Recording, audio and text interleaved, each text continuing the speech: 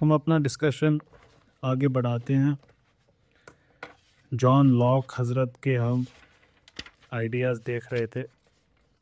हमने इसका ओरिजिन देखा, हमने सिंपल आइडियाज़ की बात की, सेंसेशन और रिफ्लेक्शन से हमारे पास वो आते हैं। हमने बात छोड़ी थी कहाँ पे? कॉम्प्लेक्स आइडियाज़ पे। ये भी बहुत मुश्किल नहीं है समझना। The complex ideas they are not very difficult. Complex ideas आप समझ ही गए होंगे जब हमने बात की कि उन्होंने चीज़ों को डिवाइड किया अपने इंडिविजुअल पार्ट्स में, फर्दर एनालाइज जिसको ना कर सके उसको उन्होंने बोल दिया कि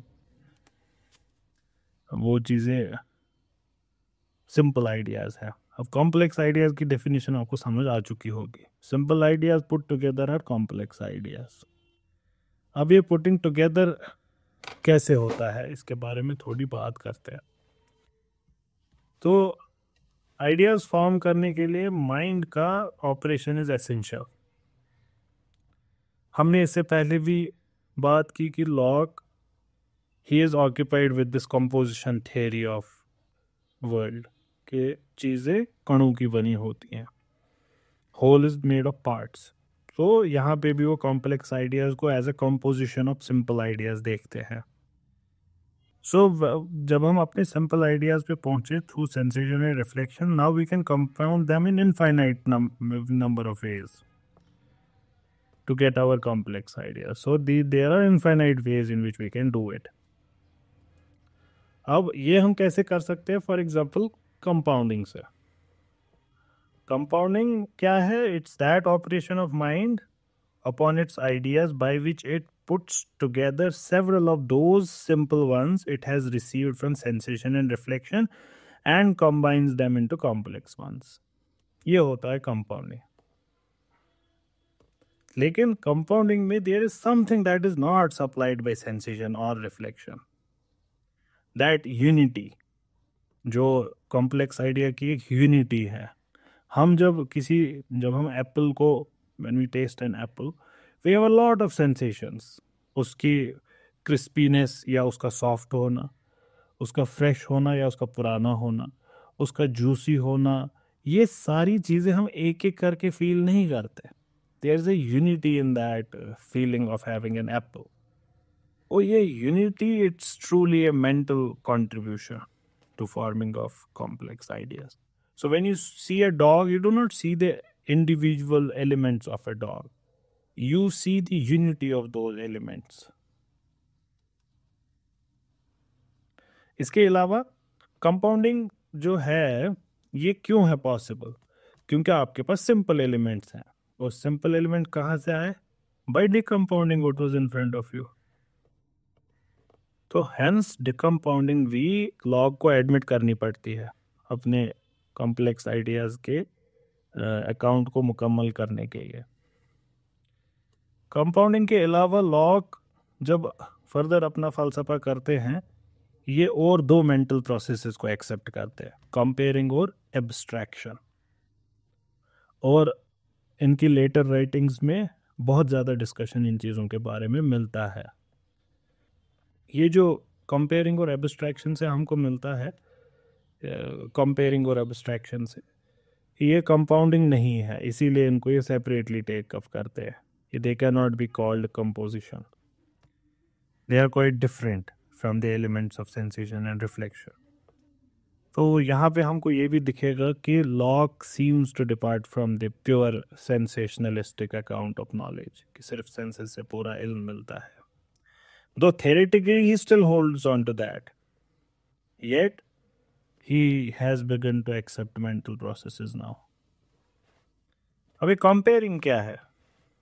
इनके खुद के वर्ड्स में comparing consists in bringing two ideas, whether simple or complex, together and setting them by one other so as to take a view of them at once without uniting them into one. तो इससे हमको relations पता चलती है terms की comparing से। इससे हमको रिलेशंस ऑफ डिफरेंस और ऑफ सिमिलैरिटी ये हमको मिलती है जो खुद सेंसेशन में नहीं होती। the similarity between two things is not there in the thing itself. So it's something your brain ये सप्लाई करता है. लेकिन लॉक इसको कैसे अब अपने फलसफे के साथ बैलेंस करेंगे? वो कहते हैं कि कंपैरिजन पॉसिबल नहीं है जब तक सिंपल आइडियाज आपके पास ना हो. So there is this dog, there is another dog. So there is some kind of similarity you see between the two, which is not there actually in them. तो ये similarity आपके brain ने supply की, तो mental चीज़ है ये. तो lock इसको कैसे बोलेंगे कि अपने एम्पेरिकल वर्ल्ड व्यू के साथ इसको बैलेंस करने के लिए कहते हैं कि ये देखे कि हाँ ये दिमाग में सप्लाई तो किया, लेकिन ये पॉसिबल नहीं था जब तक सिंपल आइडियाज दोनों के आपके पास ना मिले. सो it is ultimately found upon what? Found upon the simple ideas. Abstraction तीसरा है कॉम्प्लेक्स आइडियाज जिससे फॉर्म करते हैं. लॉक पॉइंट आउट करते हैं कि scientific knowledge is based on general ideas, जिसको हम एब्स्ट्रैक्शन से हासिल करते हैं. लेकिन जनरल आइडियाज सेंसेशन और रिफ्लेक्शन से नहीं मिलते हैं हमको, क्योंकि हमारा जो भी एक्सपीरियंस होगा वो किसी पर्टिकुलर का होगा. लेकिन साइंस डील्स विद जनरल्स, किसी एक पर्टिकुलर केस के साथ ही नहीं, ये जनरल लॉज के साथ बात करेगा. वो हमको कहीं नहीं दिखते. So there is a content that is to be generalised that must be considered apart from the original settings. जो आपका इंडिविजुअल कोई right now an apple is falling, ये इंडिविजुअल केस है. लेकिन ग्रेविटी वाला concept is not individual case, it's a general case. But यहाँ पे with the content of generalisation has to be actualised कहीं पे, but it has to be considered apart from it. So the content so considered must be thought of as standing for or representing all other particulars of the same kind. कहने का मतलब, अगर आपको एक abstract idea of triangle अपने दिमाग में form करना है, तो आप क्या करते हैं? एसेंशियली आपने क्या किया होता है? आपने 3-साइडेडनेस जो है कैरेक्टर हर एक ट्राइंगुलर फिगर का, वो कॉमन कंटेंट उनसे टेक आउट किया होता है. इसको कंपेयर करें फ्रॉम अदर्स.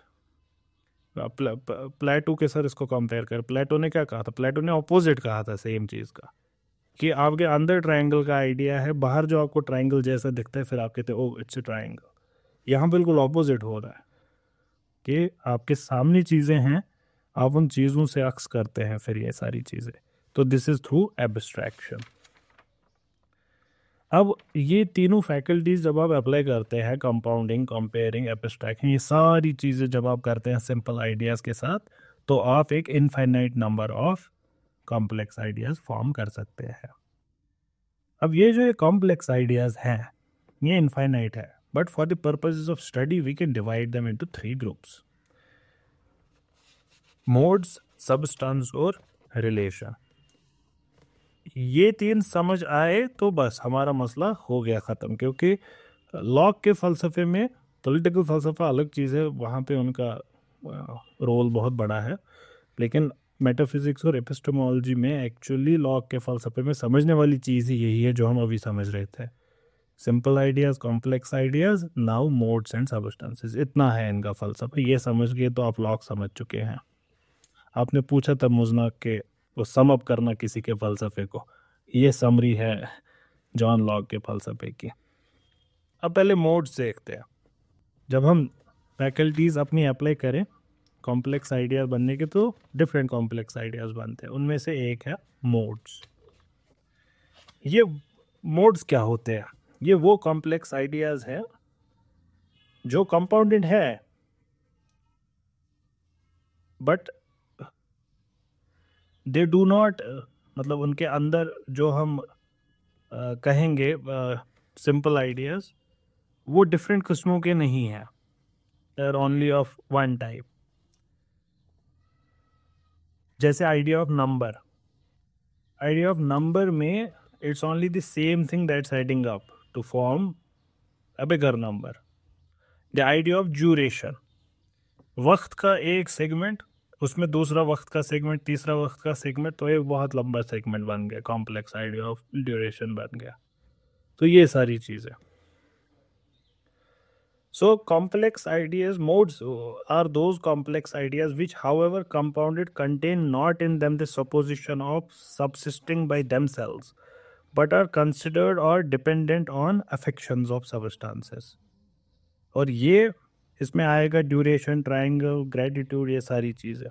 इसको हम फर्दर देख सकते हैं सिंपल एंड मिक्स्ड। मैंने आपको अभी सिंपल की एग्जांपल दे ही दी। सिंपल मोड्स में माइंड कंबाइन करता है डिफरेंट सिंपल आइडियाज़ को।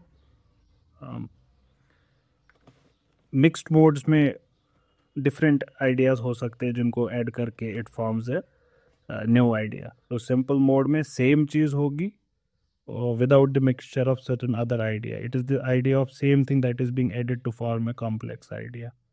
But in mixed modes, you can have different ideas which are summed up and a new idea is formed.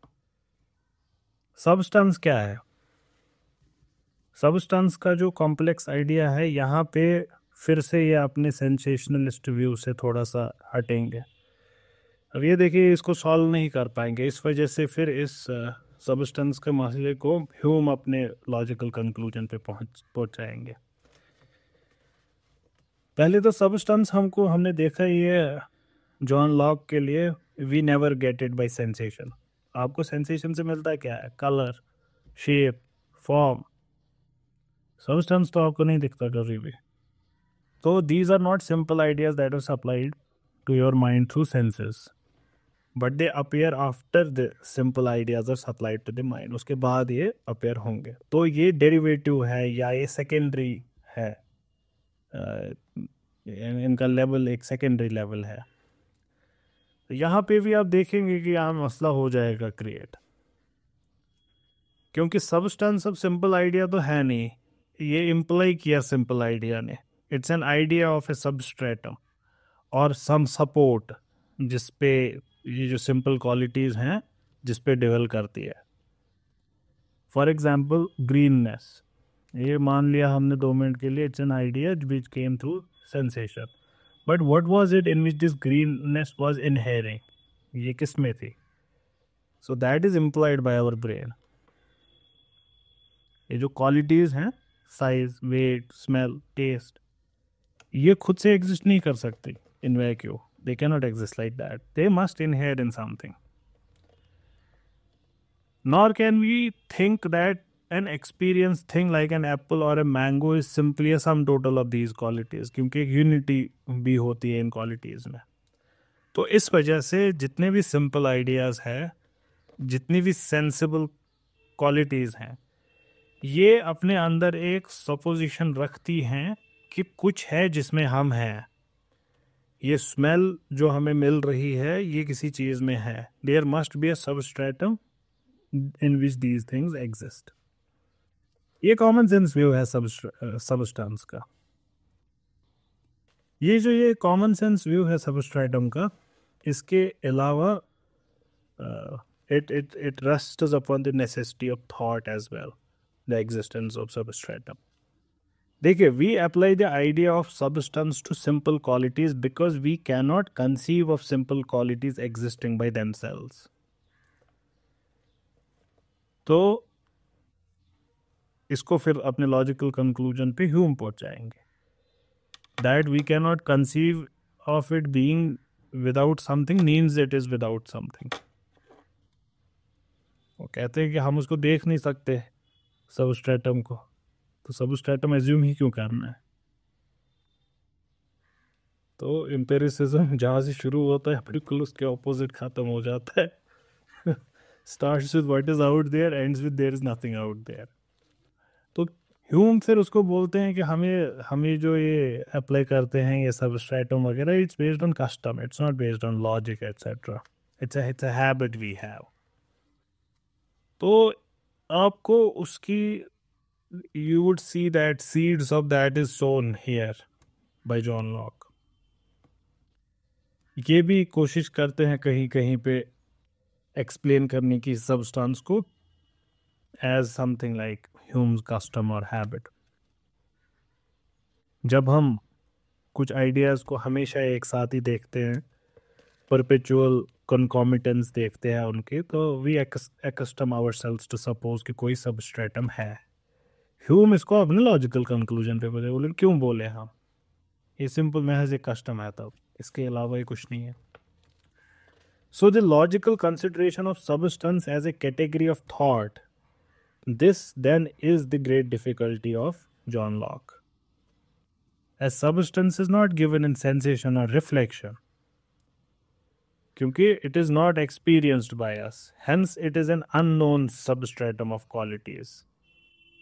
As something I know not what, it's that. अगर हमारा substance का idea ये है कि something I know not what, तो material as well as spiritual substance they are equally unknown to अस।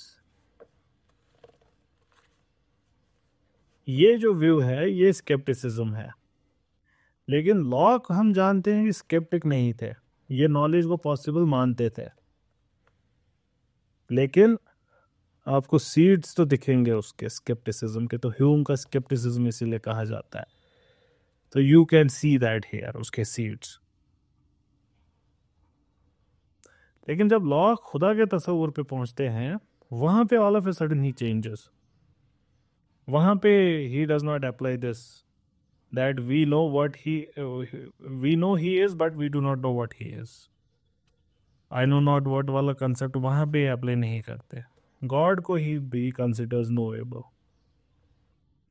इसके अलावा he had another doctrine of substance, जो इन्होंने अपने वक्त का प्रोडक्ट था, वो इनके वक्त के साइंटिफिक टेम्पर का प्रोडक्ट था।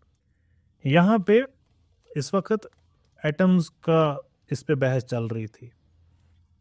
The world of atoms was being discovered. तो ये क्या कहते हैं, substance is that which remains permanent among all changes. ये भी क्लासिकल डेफिनेशन थी सबस्टेंस की। फलसफे की हिस्ट्री में ये definition of substance has been held. ये कोई नई बात इन्होंने नहीं कही। अलबत्ता जब लॉक इसको ऐसे कह रहे थे, he was actually talking about atoms. लेकिन यहाँ पे भी the great difficulty which Locke has is scientists do not consider atoms to be अननोवेबल।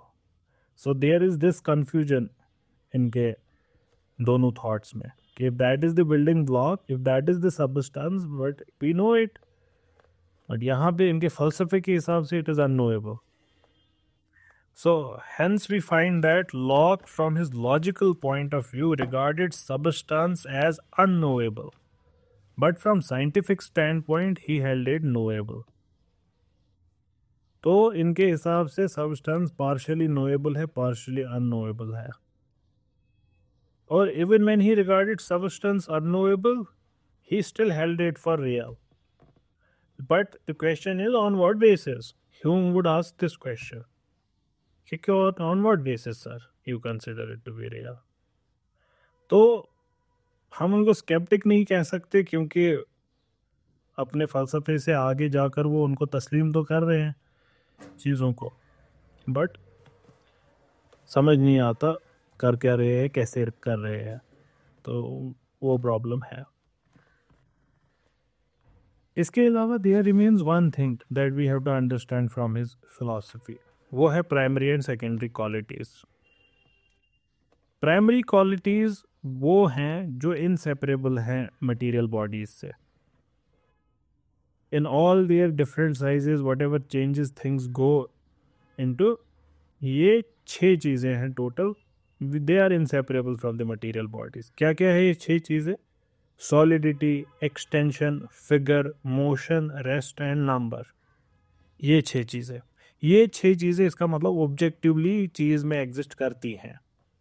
अगर आप नहीं भी होते तो ये उस चीज़ में एग्जिस्ट करती। So the phone in front of you, it would have the solidity irrespective of you, it would have its extension irrespective of you, it would have that figure irrespective of you, it would be either in the state of motion or in the state of rest irrespective of whether you exist or not. The number, and it is one phone here, irrespective of you. तो ये primary qualities होती हैं, ये these are constantly found in the body. Secondary quality, Secondary quality are simple effects which are produced in minds by things by virtue of their primary qualities. ये primary qualities इस phone में है, ये primary qualities आपके अंदर, आपके mind के अंदर जो इफेक्ट डालती है वो सेकेंडरी क्वालिटीज हैं. इनके खुद के वर्ड्स में the secondary qualities which in truth are nothing in the object themselves but powers to produce various sensation in us by their primary qualities. End quote. अब इसमें क्या आता है? Colour, colour, sound, taste. तो इसका मतलब ये हुआ ना कि the conception of colour is mind supplied. That means if we were not there the thing would not have that colour.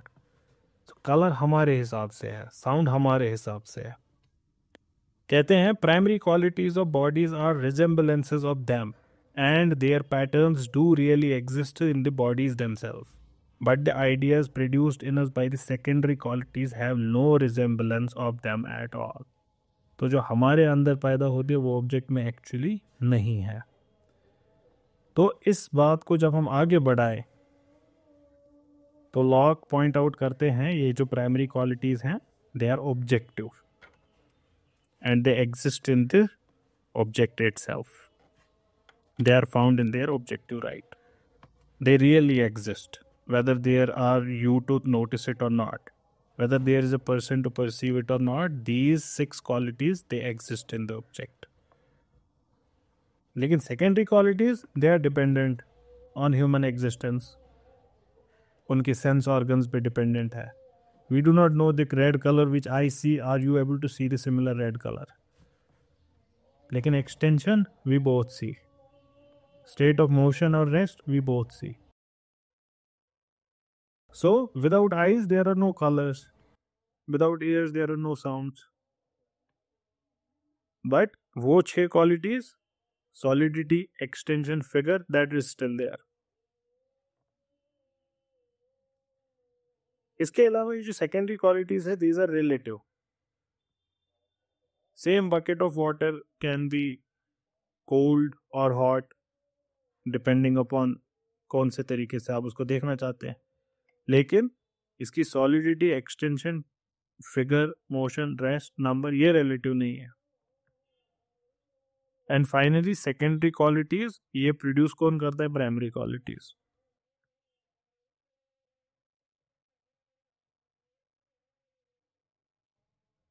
इससे पहले भी हमने बात की कि लॉक पॉइंटेड आउट कि material substance itself is unknown.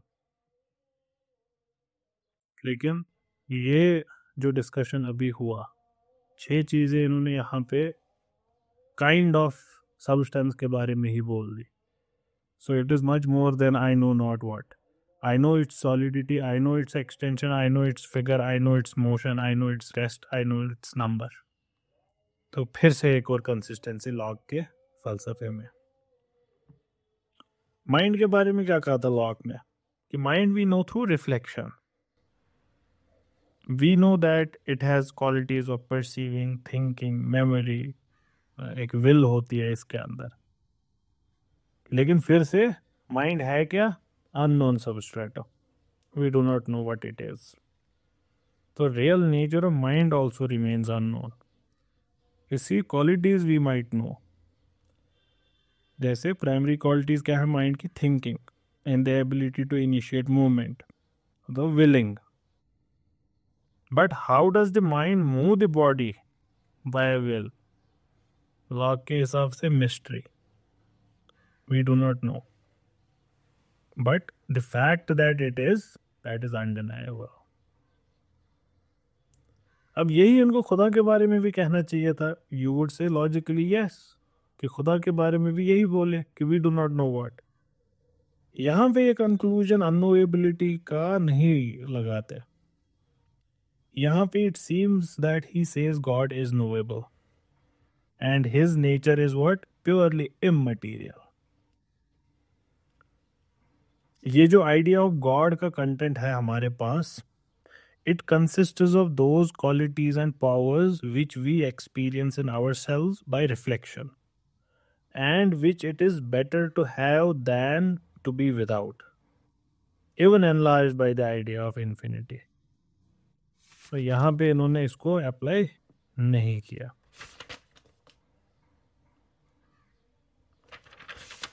I think हमारा discussion on log finishes, but we would take this one more point from him. ये सारी बातें करने के बाद the idea of knowledge summarise हो जाता है इनका क्या है। लॉक पॉइंट्स आउट के नॉलेज, जब हमने पहले भी बात की थी, ये सर्टन है, इंस्ट्रक्टिव है, ये it agrees with the reality of things. तो यहाँ से लॉग की डेफिनेशन हम समझते हैं नॉलेज की। नॉलेज की डेफिनेशन लॉग अपने लफ्जों में क्या कहते हैं? It's a perception of the connection and agreement और डिसएग्रीमेंट और repugnancy of any kind of ideas. तो पहले knowledge depends on the mental power to perceive और apprehend ideas. It is not mere receptivity of ideas, that's not knowledge. और दूसरा, knowledge एक rational process है because it consists in agreement और disagreement. बोला ना इन्होंने, परसेप्शन ऑफ कनेक्शन और एंड एग्रीमेंट और डिसएग्रीमेंट हमारे आइडियाज में, that is knowledge. And then here also you see he confine knowledge to ideas alone, not things in itself.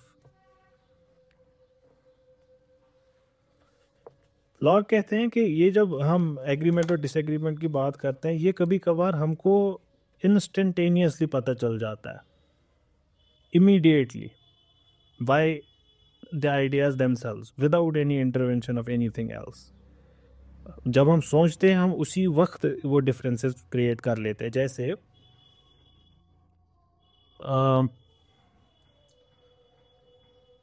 Light देखना और कौन सा कलर आपने देखा, ये एक साथ ही आप देखते हैं।